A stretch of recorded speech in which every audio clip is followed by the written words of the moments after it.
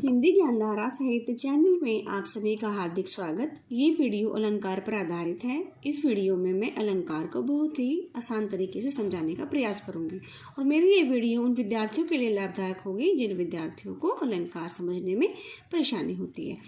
इसमें अलंकार की परिभाषा सबसे पहले काव्य एवं वर्णों की जिस धर्म से शोभा बढ़ती है, काव्य मतलब कविता, और उसके वर्णों की जिस धर्म से शोभा बढ़ती है, सुंदरता बढ़ती है, उसे अलंकार कहते हैं। जिस प्रकार से आभूषण नारी की शोभा बढ़ाते हैं, उसी प्रकार अलंकार कविता की भी शोभा बढ़ाते हैं। मतलब आभूषण मतलब गहने जिस प्रकार से एक सुंदर स्त्री को बना देते हैं, उसी प्रकार से अलंकार भी कविता को सुंदर बना देते हैं। दंडी के अनुसार अलंकार की परिभाषा इस प्रकार से है: काव्य शोभाकरान धर्मान अलंकारान प्रक्षते। काव्य की शोभा बढ़ाने वाले धर्म को अलंकार कहते हैं। दूसरे विद्वान हैं हमारे आचार्य वामन। उन्होंने कहा है सौंदर्यम अलंकार, मतलब सुंदरता ही अलंकार है। चाहे वो स्त्री की सुंदरता हो, चाहे वो कविता की सुंदरता हो। जो मतलब अलंकार होते हैं वो कविता को सुंदरता को बढ़ाते हैं, और जो आभूषण होते हैं वो नारी की सुंदरता को बढ़ाते हैं। इसलिए अलंकार को आभूषण भी कहा जाता है।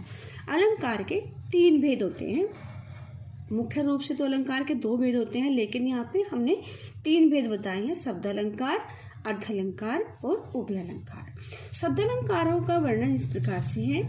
सबसे पहले शब्द अलंकारों में आएगा अनुप्रास, यमक, श्लेष, वक्रोक्ति, विप्सा, पुनरुक्ति प्रकाश अलंकार। इसके बाद है अर्थ अलंकार। अर्थ अलंकार में है उपमा, उत्प्रेक्षा, रूपक, भ्रांतिमान, संदेह, अतिशयोक्ति अलंकार, विभावना अलंकार, अन्योक्ति अलंकार और मानवीयकरण अलंकार।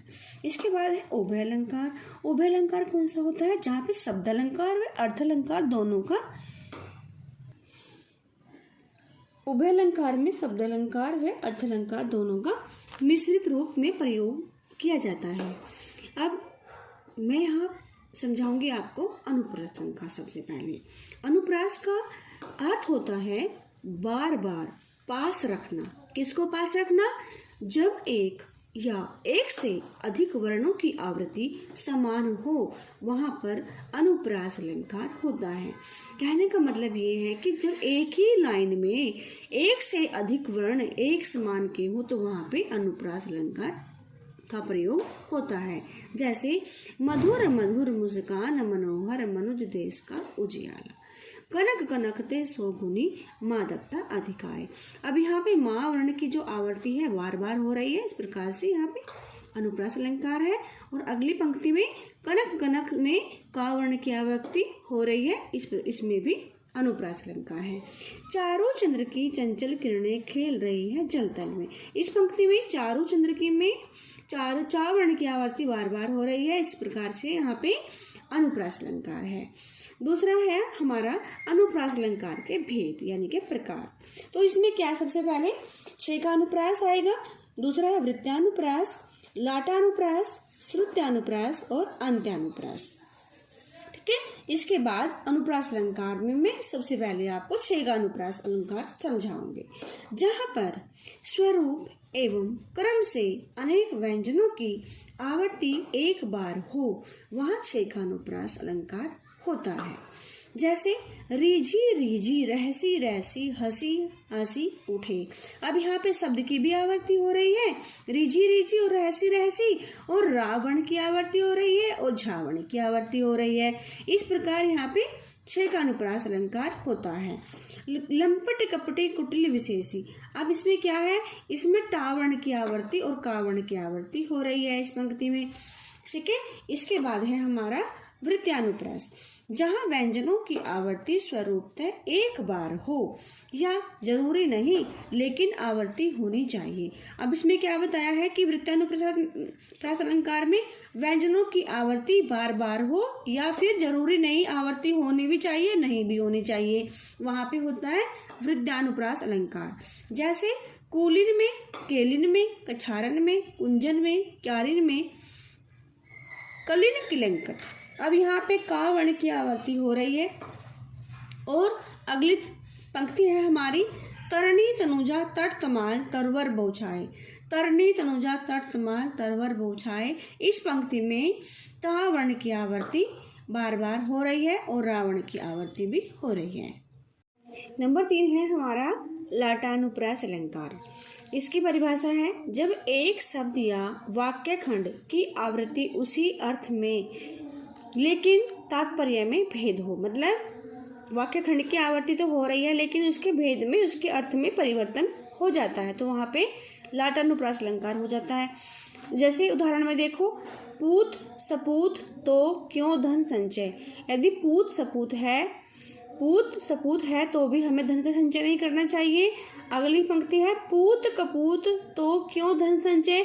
यदि पूत कपूत है तो भी हमें धन का संचय नहीं करना चाहिए। दोनों ही परिस्थितियों में हमें धन का संचय ही नहीं करना चाहिए। ठीक है।